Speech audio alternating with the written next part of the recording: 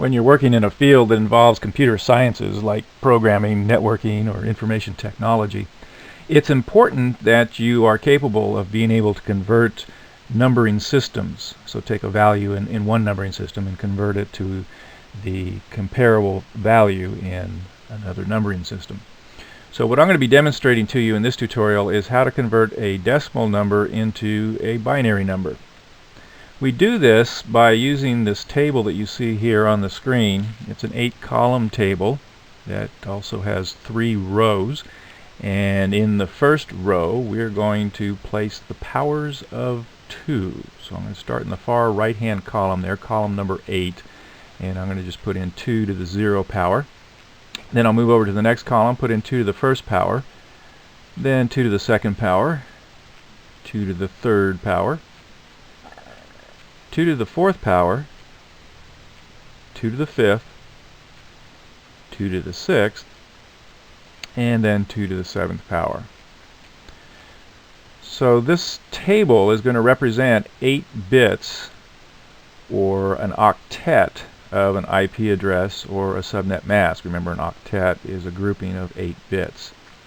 And so we've put in, starting with 2 to the 0, then each of the powers of 2 all the way up to 2 to the 7th power. So that's our first row, the powers of 2. The second row then is the decimal value row, and in this row what we do is we put in the conversion of each of the powers of 2 into its decimal equivalent. So 2 to the 0 power is 1 in decimal, 2 to the first power is 2 in decimal, 2 squared is 4, 2 to the third power 8, 2 to the fourth power is 16, 2 to the fifth 32, 2 to the sixth 64, and 2 to the 7th, 128. So those are each of the decimal values, the decimal representations of each of those powers of 2. If you didn't know the powers of 2, it's really not difficult.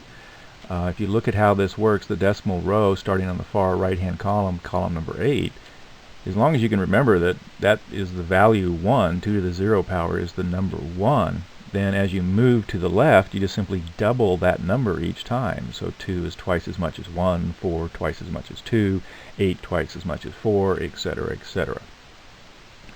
So that's basically the table that you need to set up to be able to make this conversion from decimal to binary.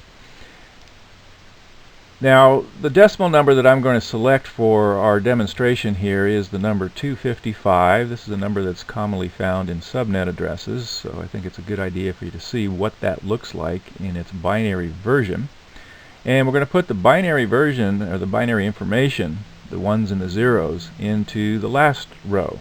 So you can see that row is labeled binary digits or bits, and we'll place either a 1 or a 0 in each column, which will identify whether or not we're able to use a particular decimal value, the value above it in each column. When you are doing the conversion process, you want to work from the left to the right as you analyze each of the decimal values. For instance, we've got our starting number, the number that we want to convert, 255, and I want to look at the decimal row and go from left to right, highest to lowest, and see what is the first value there that I can subtract from my current number.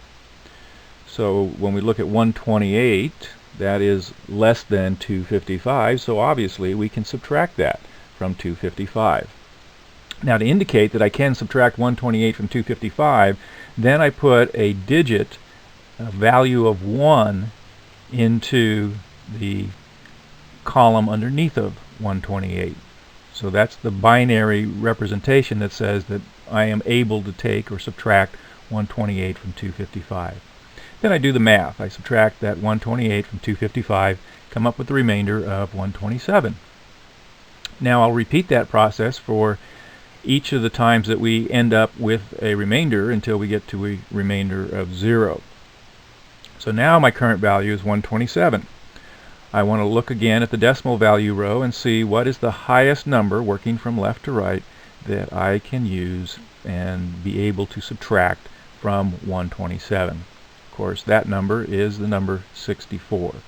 So I place my 127 at the top. I identify 64 as the value I can subtract from it. I place a bit underneath of that value in the binary digits row, and then I go ahead and again perform the math, subtract 64 from 127, and I come up with a result or a remainder of 63. Just keep on repeating that process now. We've got a remainder still, 63, so we want to identify what can I subtract from 63. So we'll start with 63. We'll identify that 32 now is the highest value in the decimal row that I can subtract from 63. So I put a 1 into the binary digits row, I do the math, subtract 32 from 63, and we have a remainder now of 31. Again, I'll take that remainder, 31.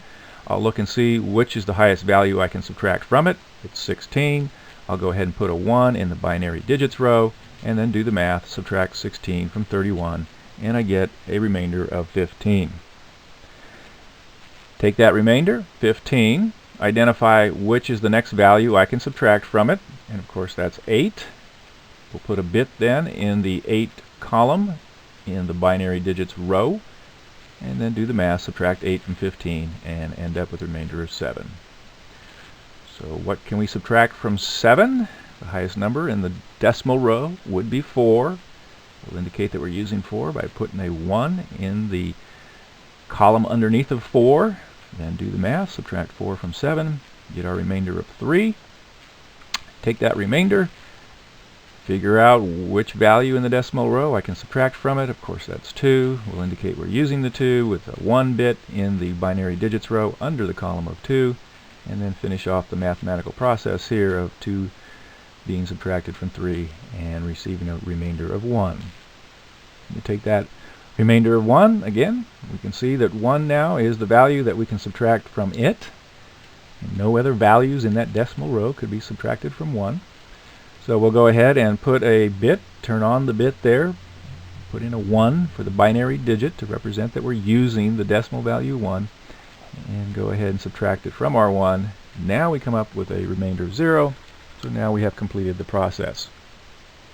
When you look now at that binary digit row, you'll see it is a sequence of contiguous 1s there. It's 8 1s, and that is the binary representation of the decimal value 255. So every time you have a 255 that you see in a subnet mask, the way the computer sees that is a contiguous collection of 8 1s.